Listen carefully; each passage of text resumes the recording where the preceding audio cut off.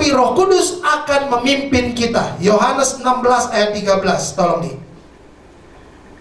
Yohanes 16 ayat 13.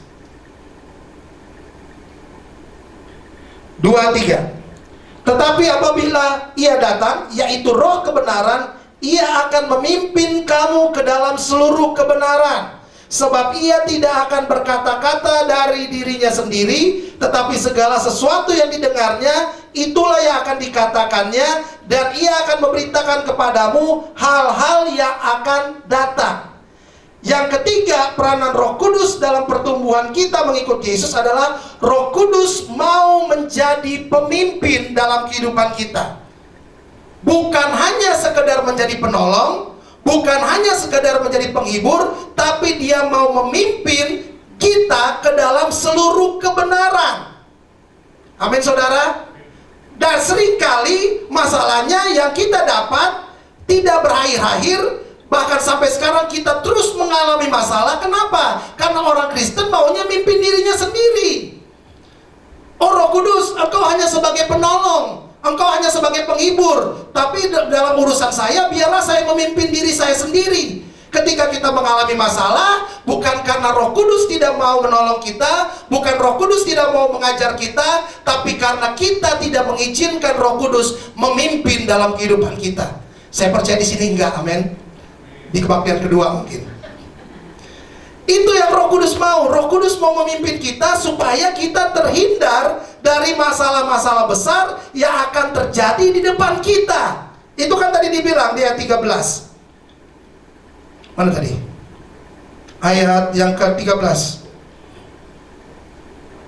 Tetapi apabila ia datang, yaitu Roh kebenaran, ia akan memimpin kamu ke dalam seluruh kebenaran. Sebab ia tidak akan berkata-kata dari dirinya sendiri, tetapi segala sesuatu yang didengarnya, itulah yang akan dikatakannya. Didengar Roh Kudus dari Bapa, itu yang dikatakan kepada kita. Dan Roh Kudus akan memberitakan kepadamu apa?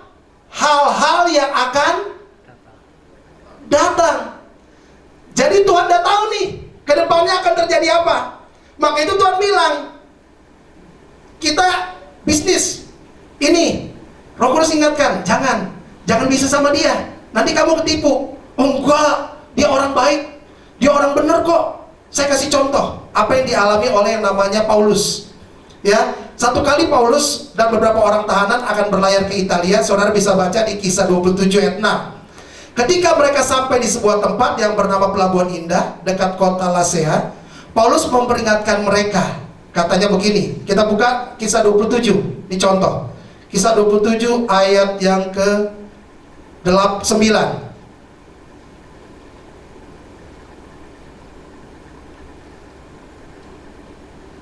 Kisah 27 itu nih. Sebentar.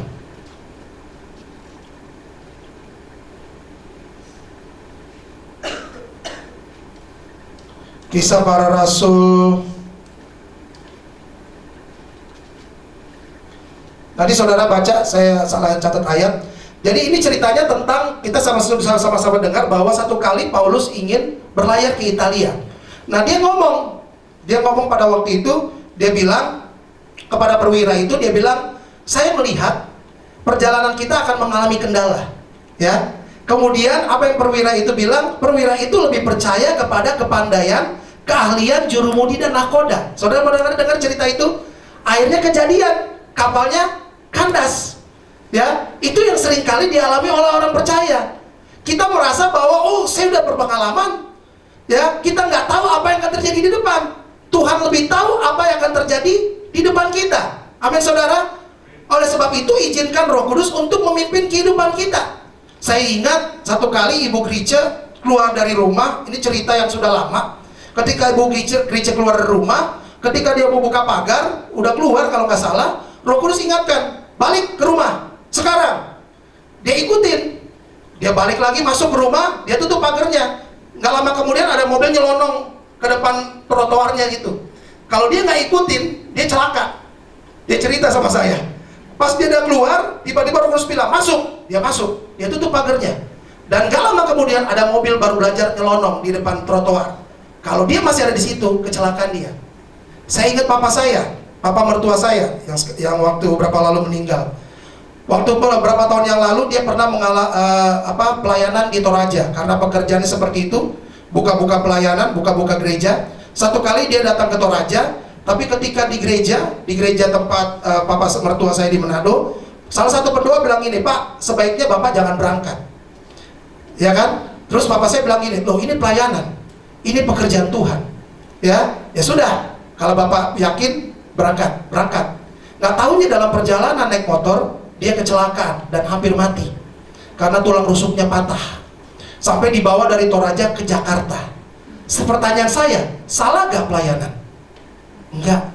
Tapi seringkali Roh Kudus tahu apa yang akan terjadi. Saya kasih contoh tentang yang namanya pelayanan Paulus dan Silas ke Makedonia, Kisah Para Rasul 16. Ini Kisah Para Rasul 16 ayat 6.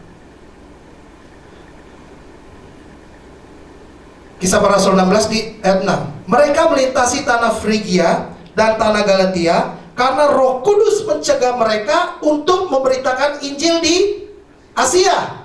Kok bisa? Kan mau memberitakan Injil. Berbuat dosa? Berbuat dosa nggak? Enggak. Tapi Roh Kudus apa? Mencegah. Ayat 7-nya.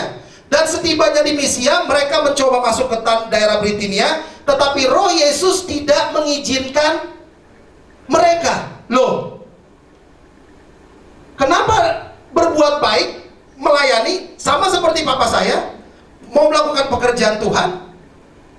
Karena ada satu waktu di mana Roh Kudus mau memimpin kehidupan kita. Dia tahu apa yang terjadi di depan pada waktu itu, ya kan? Roh Kudus, Roh Yesus dikatakan ayat 7, kemudian ayat yang ke-9. Pada malam harinya tampaklah oleh Paulus suatu penglihatan, ada seorang Makedonia berdiri di situ dan berseru kepadanya, katanya, menyeberanglah kemari dan tolonglah kami. Ayat 10. Setelah Paulus melihat penglihatan itu, segeralah kami mencari kesempatan untuk berangkat ke Makedonia, karena dari penglihatan itu kami menarik kesimpulan bahwa Tuhan telah memanggil kami untuk memberitakan Injil kepada orang-orang di sana. Jadi kadangkala Roh Kudus mau memimpin kehidupan kita karena Roh Kudus tahu apa yang akan terjadi di depannya. Jangan sampai kita mengalami kegagalan. Dua-dua sama-sama baik. Bisnis ini baik, ini kelihatannya baik, ya kan? Kita lakukan yang mana? Nggak ada yang salah. Saya kasih contoh dalam kehidupan saya. Sekarang ini saya lagi bergumul. Saya masuk dalam pergumulan di mana setiap kita pasti akan mengalami pergumulan. Yang pertama biasanya kalau kita tanya Tuhan tentang masa depan kita. Setelah kita bertobat, Tuhan mau panggil kita sebagai apa? Itu biasanya. Kemudian mengenai pasangan hidup, itu yang buat saya, yang buat saya. Kita berdoa, minta petunjuk Tuhan. Sama-sama baik, yang ini Kristen, yang ini Kristen, ya kan? Sama juga dalam kehidupan kita. Semuanya baik. Di sini baik, di sana baik, sama-sama baik, nggak ada yang salah, ya kan? Cuma saya berprinsip bahwa saya hamba Tuhan. Tuhan tahu ke depannya mana yang lebih baik buat kehidupan saya. Amin, saudara. Oleh sebab itu dalam kehidupan kita harus punya pemikiran seperti itu. Memang kelihatannya baik, nggak ada yang salah. Bisnis ini baik, bisnis itu baik. Tapi kita berdoa sama Tuhan, Tuhan maunya yang mana? Salah? Nggak salah. Ya kan? Kita berdoa sama Tuhan, mata saya melihat sebatas yang saya lihat. Pikiran saya berpikir sebatas yang saya berpikir. Tapi saya punya Tuhan yang melihat jauh ke depan. Apa yang akan terjadi di depan sana. Amin, saudara. Walaupun kelihatannya sama-sama baik, tapi di tengah-tengah kita bergumul sama Tuhan, bukan berarti kita berdiam diri. Dalam kita mengikut Tuhan, menunggu keputusan apa yang Tuhan mau dalam kehidupan kita, bukan kita berarti hanya berdiam diri. Tunggu, saya mau berdiam diri 1 bulan. Gak ada dalam Alkitab begitu. Sebab dalam kekristenan, ketika kita sudah maju dan kita tidak terus maju, saya pastikan kita akan mundur. Karena saya ngalami hal itu, saudara. Tahun 2003 saya pelayanan ke Manado. Waktu itu saya baru mulai 98 sampai 2003 saya dapat pelayanan ke Manado pada waktu itu. Di Manado itu saya kebetulan gereja tempat saya dulu itu buka cabang di Manado. Kemudian mereka merayakan Natal. Karena saya kebetulan mau ke Manado, saya diminta untuk memimpin pujian. Karena pada waktu itu tiket mahal, bulan-bulan segitu untuk kembali, tiket pesawat mahal, saya tertahan lama di Manado. Ketika saya pulang ke gereja saya yang dulu, tiba-tiba tidak ada lagi jadwal saya. Saya tidak dijadwal lagi. Saya tanya, kapan saya mau melayani? Oh enggak, kamu berdiam diri dulu. Ya kan, istilahnya seperti itu. Ini disuruh loh sama pimpinannya, kamu berdiam diri dulu, sama koordinatornya, disuruh berdiam diri. Saya bukannya berdiam diri, saya berdiam diri memang, tapi yang saya alami adalah saya mengalami kemunduran dalam hal rohani. Dan akhirnya saya jatuh lagi. Itu yang dialami oleh orang Kristen. Saudara lihat, ketika Paulus dan Silas mau melayani pekerjaan Tuhan, Roh Kudus apa? Menahan. Dan kalau saudara baca, apakah Rasul Paulus dan Silas pada waktu itu berdiam diri dulu? Diam diri dulu, ya kan, tunggu Roh Kudus pimpin. Enggak, dia tetap berjalan melakukan penginjilan, berjalan melakukan pelayanan. Sama dalam kehidupan kita. Ketika kita lagi bisnis, lagi pekerjaan kita bingung yang mana, lakukan aja udah bagian kita. Toh nanti Tuhan akan memimpin kita. Amin saudara. Tuhan tidak akan membiarkan kita dalam kesalahan, karena Roh Kudus akan memimpin kita ke dalam seluruh kebenaran. Amin saudara. Sebagai manusia kita punya kerinduan, kita punya keinginan dalam kehidupan kita. Tapi seringkali keinginan yang kita lihat hanya sebatas pandangan kita secara manusia. Tapi Tuhan mau dalam kehidupan kita, biarkan Roh Kudus memimpin kehidupan kita. Amin saudara. Sehingga ketika kita dipimpin oleh Roh Kudus, Dia akan melihat kebenaran hal-hal yang sudah terjadi ke depannya.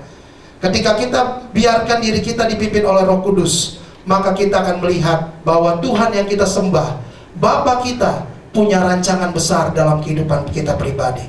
Amin saudara. Ayat yang terakhir Roma 12 ayat 2 berkata, berubahlah oleh pembaruan budimu, supaya kamu dapat membedakan mana kehendak Tuhan yang baik, berkenan, dan yang sempurna.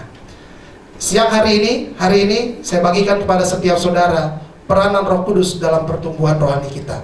Yang pertama, Roh Kudus menolong kita mematikan semua kelemahan-kelemahan kita, kekurangan-kekurangan kita. Kalau saudara saat ini sedang berdoa, bergumul, Tuhan kenapa yang satu ini saya nggak bisa tinggalkan? Saudara minta sama Roh Kudus, saudara berdoa, minta pengurapan Roh Kudus, maka saudara akan melihat saudara tidak punya keinginan lagi untuk melakukan hal itu, saudara. Saya pastikan hal itu. Yang kedua, Roh Kudus akan menghibur dalam hal apa? Mengajar. Ketika kita diajar, kita seringkali jatuh, kita seringkali melakukan kesalahan. Tapi firman Tuhan katakan dalam Matius, berbahagialah orang yang berduka cita, karena ketika kita melakukan dosa, ia akan dihibur oleh Roh Kudus, sehingga kita boleh terus berjalan dalam kebenaran kepada kebenaran. Dan yang ketiga, Roh Kudus bukan hanya menjadi penolong, penghibur, tapi Roh Kudus mau memimpin kehidupan kita. Amin saudara. Masalah apa yang sedang terjadi dalam kehidupan saudara? Mungkin sudah bertahun-tahun. Mari kita introspeksi diri. Apakah masalah yang terjadi karena kita mengikuti keinginan kita dan tidak membiarkan Roh Kudus memimpin kehidupan kita, karena Dia lebih tahu apa yang terjadi di depan kita. Amin saudara. Biarlah ini bukan hanya sekedar teori, tapi ini kita lakukan dalam kehidupan kita. Kita menjadi pelaku firman, kita fungsikan Roh Kudus yang sekarang ini sedang bekerja dalam kehidupan kita, sehingga kita bertumbuh dan kita mempermuliakan nama Bapa di sorga, Yesus Kristus Tuhan kita. Mari kita berdoa.